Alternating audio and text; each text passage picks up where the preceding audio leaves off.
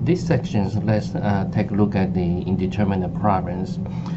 Basically, there's three types, and that I can find about the shaft on the torsion. And these sections is about type 1 and type 2. The first type, basically showing here a single shaft, and that is constrained on the boson side, and here is over constraint like we have studied in previous chapters. And under certain torsion, then you can see either side of the constraint there's a reaction here, two unknowns.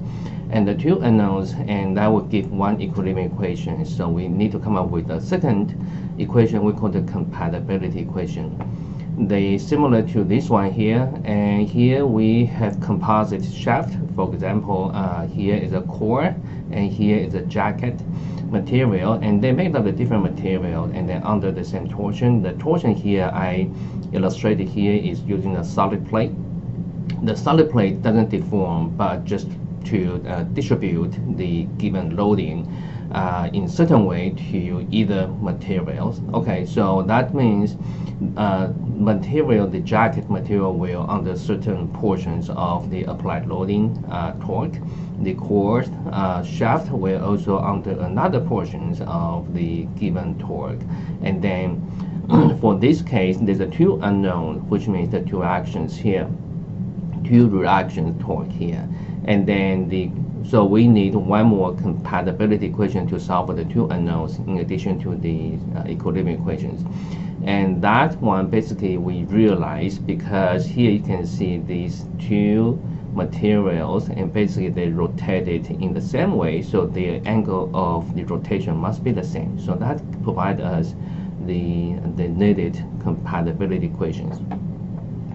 The third one is multiple shafts. Here is two shafts, and they coupled with gear set. Okay, the gear set basically described by the gear teeth, the number of the gear teeth, and N1, N2. That basically you can imagine is proportional to the size of the gear, which means the radius. Okay, and these problems were involving the transmissions of the torque through the gear set to another shaft, okay, and also will involve the modulations of the rotation of the angle. So this one we will in next section we will dedicate it to how to study this problem in specific. Okay, so here again in this section we focus on the first two types. The first type, we'll take a look at this one. Basically here showing the portion, this portion is solid and this portion is hollow shaft, and to mimic the situation they made of the two different materials, okay, the different shafts. Okay, so here we apply the torque here 90, and this question we want to find the reaction here. So basically we want to find at A here what is the TA, and then at the end here what is the TB. Okay, so right now the two are reactions we're looking for. So by equilibrium equations, from here you can see that is the summation that pretty much straightforward. Okay, and then we come up with the compatibility equations. Compatibility equation basically you can imagine is this. If let us take the free body diagram of these portions. Okay, so that free body diagram basically is this. Okay, and then if we take our right hand rule, so this is the reactions TA here. By equilibrium, this is the TA here. Okay, and then for this case you can see the angle of the twist at A, so let me call the middle point is C. Okay, so the angle of rotations at C basically relative to A, so that is C relative to A plus VA here. And because A is fixed, and so that is supposed to equal to 0. And this quantities basically is this formula TL over GJ, and that information we take is about shaft AC. Okay, so in this case the T in shaft AC basically is what we formulate. This is the shaft AC. So T is our TA, So L, for example, is 5 inch, the length of the AC, and G is rigidity of the shaft and AC, so whatever that should be given. And J, basically, if you know the radius, so of the shaft AC, and then you can calculate this one. Basically, that is pi over 2 times C to the 4th power. Okay, so basically, this quantity is can be calculated. Okay, so let me call this is equation 1 here. And then on the other side, we work on the free body diagram of the shaft CB. Okay, let me put that here. So this is C, this is B here. Okay, and then again, per our assumed direction, so this is the direction here, B. Okay, so TB, and due to action direction, so there's a TB here. Okay. So again, we want to calculate the rotation of the angle at C here. So that is C relative to B plus VB here. Again, the point B is fixed against the wall. So basically no rotation. So this quantity, basically, again, that is TL over GJ, this formula, and that one taking the portions of the shaft BC. So in this case, the T is in shaft BC, basically is our the torque here, TB here, okay? And L equal to, say, for this case, is 5 inch. And G is whatever the material properties for shaft BC, that should be given. And J, again, J is the rigidity. So if you would know for the BC, that is a hollow. So if you know the outer radius, if you know the inner radius, so basically this is pi over 2 CO to the 4th minus CI to the 4th. So basically here, this quantity can be calculated. This is called the equation 2 here. Okay. So now we look at the equation 1 in equation 2. Equation 1 described is a quantity for angle of rotation at C. The same thing, the angle of rotation at C here. Assuming this shaft doesn't break, doesn't fracture during the loading. So that means the quantity calculated by either equation 1 or 2 for describing the rotation of the angle at C must be the same. So that means setting up the equation 1 equal to 2. So that means TL over GJ for this quantity for shaft AC must be equal to TL over GJ, and for this quantity about the shaft BC. So here we come up with the this equation here. Okay, so in total you have equilibrium equations, and you have the second equation describing the relation TB/TA. So from this case, you should be able to solve for the two unknowns. Okay. Let's take a look at this the practical example here, and this one basically the same thing. We like to calculate the reaction at AC, and then we want to determine the maximum stress in each shaft here. So for this case, the shaft AB, we can take free body diagram of the shaft AB here. So let me take the free body diagram. This is A, this is B here. Okay. So let me assume that direction. So basically from here, the equilibrium is should be like this. Okay.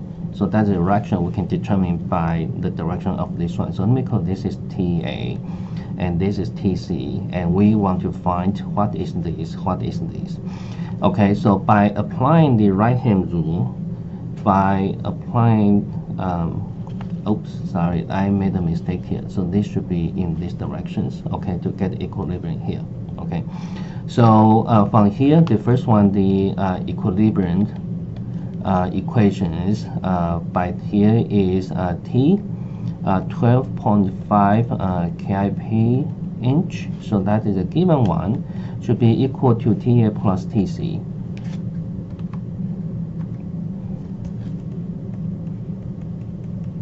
Okay, so that is the first equation we come up with. Okay, and then we take the free body diagram further to come up with the static equilibrium. So for this case, due to this assumption, now I've applied the right-hand rule. So that is the TA here. Okay, so and here I take these sections, and this section is barely not exceed the interaction where the loading applied. So that I didn't the strategy is I don't want to include the where the loading applied. That is the strategy here. So under this case, because the loading is not applied, it does not include it. Is not included in this free body diagram. So there's no external loading here. So due to action reaction, this should be TA here. Okay.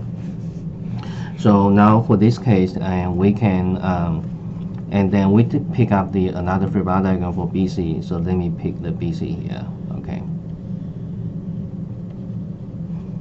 So the same thing, and from the bottom here, based upon the direction of the assumed TC, again apply the right hand rule. So that is the direction of a double arrow, and that should be TC. And again, using the action reaction, so this is in equilibrium, so that's a TC. And again, for these sections, I pick is barely just below where the cross section is, the kind of the cross the interface of the two shaft. And here the strategy again, I pick this cross section limiting to where the loading applied, but not including the loading. So in this case, in this free body diagram, the strategy is I don't include the loading here. Okay, so in this way, that will simplify the whole situations. So now again, from here, for this case, and I want to determine the angle of rotation at B. So now using the relative displacement concept, so basically like this, okay. And then again, for this case, because A is fixed against the wall, so this one is 0, no rotation here. And this quantity basically is our formula here, TL over GJ, and that is about the shaft. AB here. So in this case, you should be able to tell T basically equal to the torsions in the shaft. That is TA here we formulated, and L is the length and of the shaft and 12 inch, and G is the aluminum. So this is aluminum. So G is given here. Okay. And J basically here, you know the radius, so pi over 2 and C to the fourth power, and here the C equal to 0.75 inch. Okay. And then for here, again, we move our focus to here. Again, we want to determine the angle of rotation, the angle of rotation here at B. So again, using the B relative to C, the relative displacement concept. And again, C here is clamped to the wall. So basically that's equal to 0. So this quantity, again, that is our formula TL over GJ. And this quantity is we take the informations pertaining to shaft BC. So in this case, we have T is the torsion in this shaft, and that per our formulation is TC here. L is the length of the shaft BC, that is 18 inches. And G is the material properties for brass, and that is given here. Okay. And J is for the solid, I think the solid cylinder, so J equal to pi over 2 C to the fourth power, and where the C is for brass is 1 inch. Okay, so under these situations, and you can see right now we simply just formulated the angle of rotation at B here from two perspectives, and either this quantity or this quantity. By either way, they must be the same unless this shaft is broken into two pieces. Otherwise, the quantities from different perspectives, they must be the same. So basically, you put the equation A into equal to equation B, then you should be able to find the relation is, say, for example, TBC will be equal to 3.19 TAB. Okay. So together, equation 1 and equation 2, here we have two unknowns and we have two equations. You should be able to solve for TA and TB. So once you solve for then the maximum stress in AB, so simply equal to the TR over J and T, and so T will be TA, okay, and J is whatever the shaft for shaft AB, okay, and R, so that's taking the radius is 0.75, and of this shaft. Okay, in the similar way, you can repeat the similar process for portion BC. Okay, so this page provides you the detailed calculations. Now let's take a look at the example for second type of the static indeterminate problems. So from here, basically you can see this is kind of composite material. The core material is made of the steel. Okay.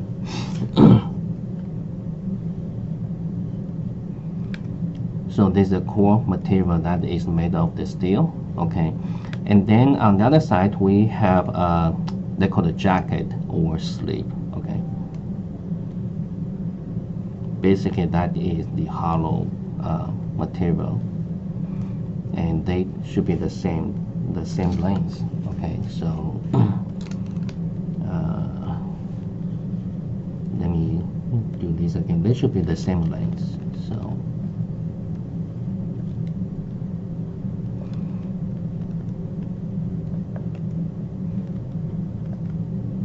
okay. And now we applied a total amount of the torque T prime, and T prime equal to 600 newtons meter. So this T prime will be distributed in certain way, and one portion will be go to the core. So here, let me take my right hand rule. So basically, the T using the double arrow should be like this, and double arrow should be like this. Okay. So here, the double arrow, so the portions of the T, we both go to here. Let me call that's called the T, say core. Core is a steel. Let me use TS. Okay. Another portions go to the jacket. So here, let me jacket is made of brass. Let me call it TB. Okay. And in total, TB plus TS, because that is distributed from the given loading, so that should be equal to 600 newtons. So that is our static equilibrium equations here. Okay. And then here you can see there's two unknowns, but only one equation. So we need another equation to solve for the two unknowns here. That equation is come up with the recognition that you can see because this is a composite material, so the angle of the rotation of the two material must be the same. So here we and we come up with this one. So the angle of rotation of the brass must be equal to the angle of rotation of the steel. Okay, and then here that we come up with the two equations. Then basically in theory we can solve for the two unknowns. So here let us take a look at into more detailed what is the this brass. Okay. And this brass basically is the angle of rotation. You look at this free bar diagram. So basically that one equal to simply is our template.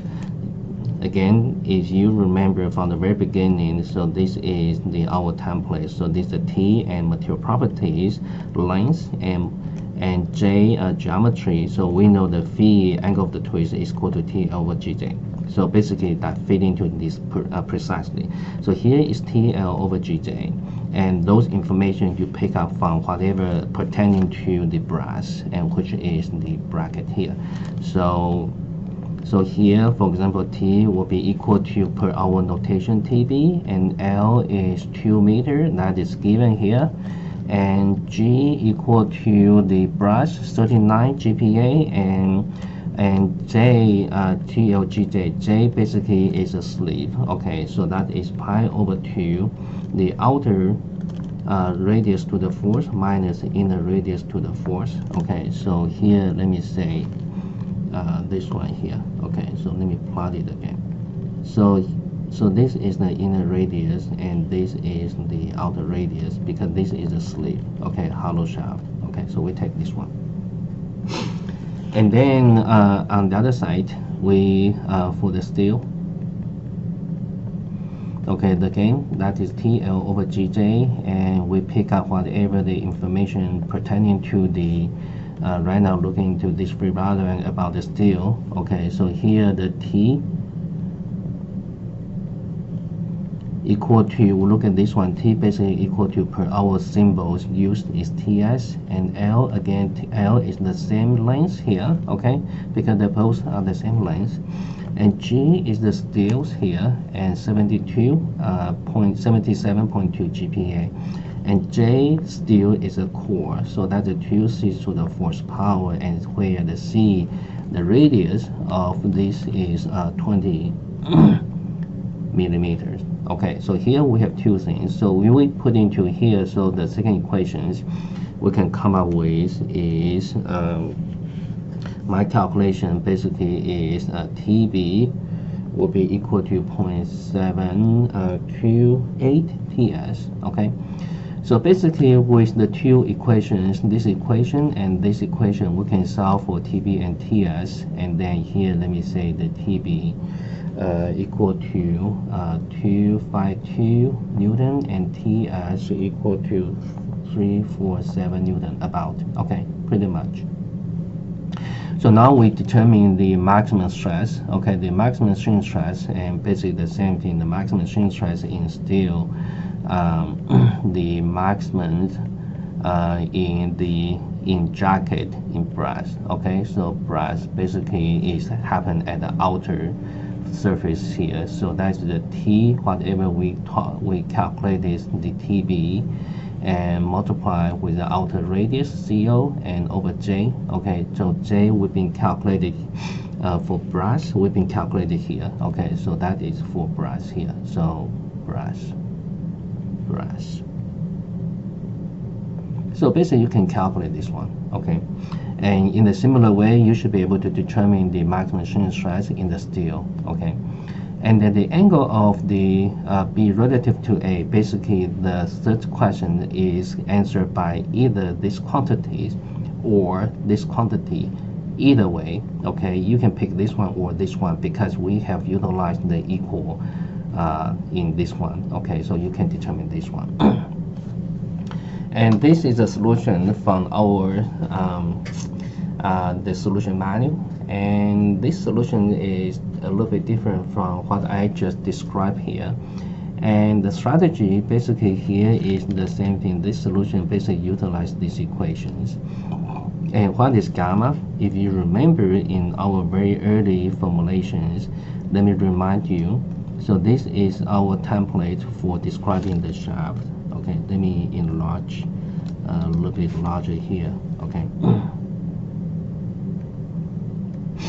So if you remember, and in our very beginning, when we talk about introducing the formula of the shaft, okay, and then when I talk about that one, say I make a straight line and parallel to the axial directions of the shaft, and this is the center.